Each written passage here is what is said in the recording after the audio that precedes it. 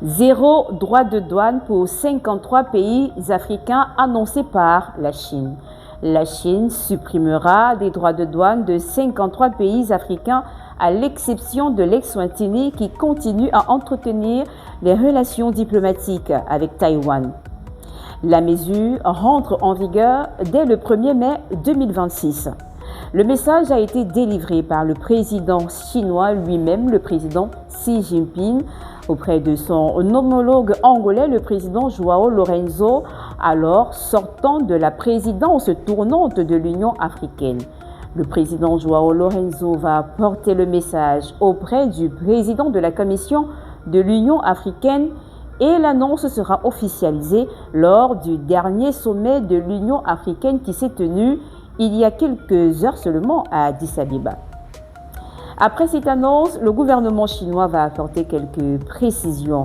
La volonté de la Chine notamment de conclure des accords commerciaux facilitateurs et historiques avec des pays africains, dans le but surtout d'accélérer l'entrée sur le marché chinois d'exportations africaines, mais plus encore de fluidifier les procédures douanières et celles des importations, pas seulement pour les grandes multinationales ou de grandes sociétés africaines, mais aussi pour des particuliers.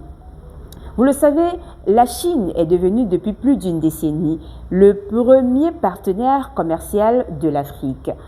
Et depuis lors, la Chine n'a cessé d'implémenter une politique commerciale facilitatrice avec l'Afrique. Pékin a surtout su maintenir un certain monopole dans ses échanges, autant pour moi, avec l'Afrique. Évidemment, l'on se souvient du projet La Route de Soie qui a impacté fortement les échanges entre l'Afrique et Pékin.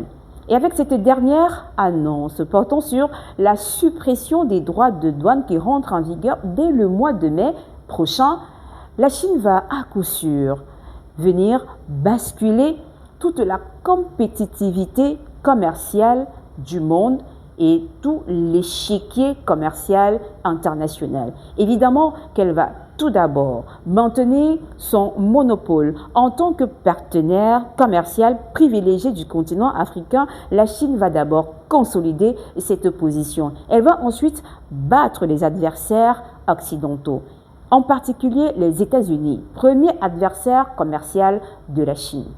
Avec cette mesure de la suppression des droits de douane pour 53 pays africains, la Chine vient surtout ici offrir une opportunité en or pour les pays africains, c'est-à-dire que les pays africains vont décider par eux-mêmes de leurs propres exportations, du moins pour ce qui est de certaines matières premières peu connues en Asie ou mal connues par les Chinois, ce qui offrirait alors à l'Afrique une vitrine beaucoup plus large de propositions en termes de ressources africaines vers la Chine.